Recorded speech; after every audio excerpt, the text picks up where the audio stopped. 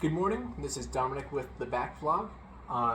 This morning I just watched the film The Flying Luna Clipper, which is a very interesting animated film. It seems to have been animated on those old MSX Japanese computers in the late 80s. And you know, it has that style and the sound to it. I don't really know much about the technology of the system. But I do know that I like its vibes.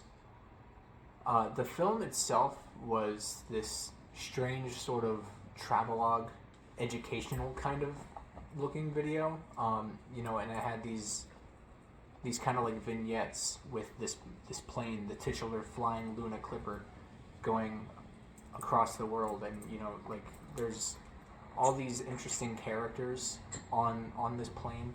The things in this film are just so wonderfully weird. It was like I was watching like Katamari cutscenes.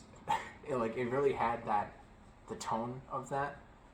It was incredibly nostalgic for a time that I wasn't alive during, and there was a lot of passion put into this project. I didn't write anything down, so I'm trying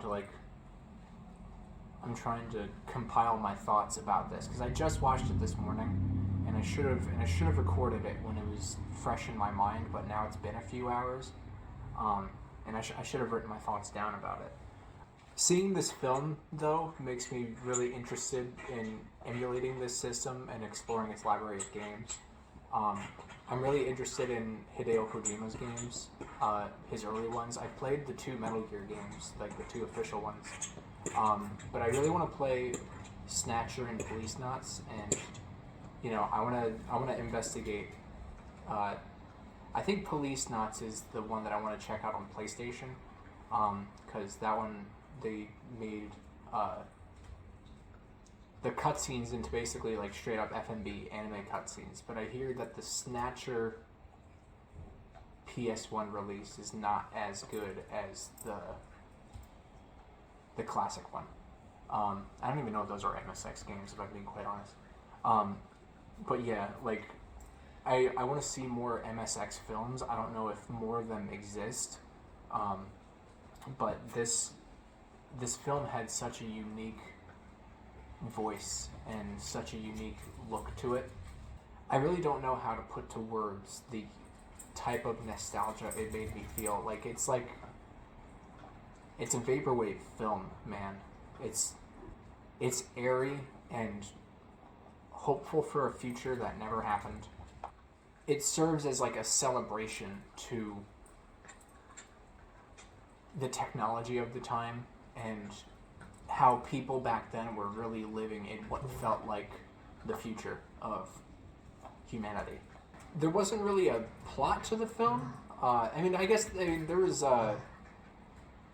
it had a cohesive structure, but there was no like underlying story to it. It was just kind of like a compilation of cool things, which is fine because it wasn't very long anyway. She loves this fucking ball, man. I swear to God.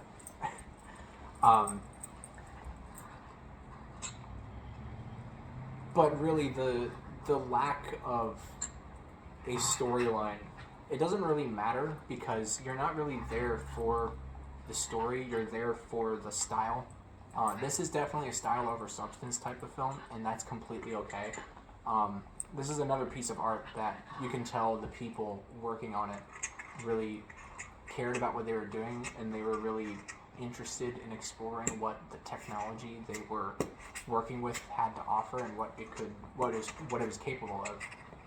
My only hope for finding more things like this is to investigate and see if there is more work from the director of this film, but I really don't know if there is. And because I didn't write any notes, I'm gonna keep this one short too. But I really love this. This is gonna end up being one of my favorite things that I saw or experienced this year. And I kind of want to watch it again. It's not a big undertaking, so perhaps I will revisit this and give new thoughts, like in the description or something. if you have any like recommendations for like really good MSX titles I should check out, like games, or if there are films, more films, or even just art pieces, send them my way. I guess let me know in the comments, because I'm really interested in exploring this library of technology that I really haven't immersed myself in yet. Sorry about this. I know it's probably loud,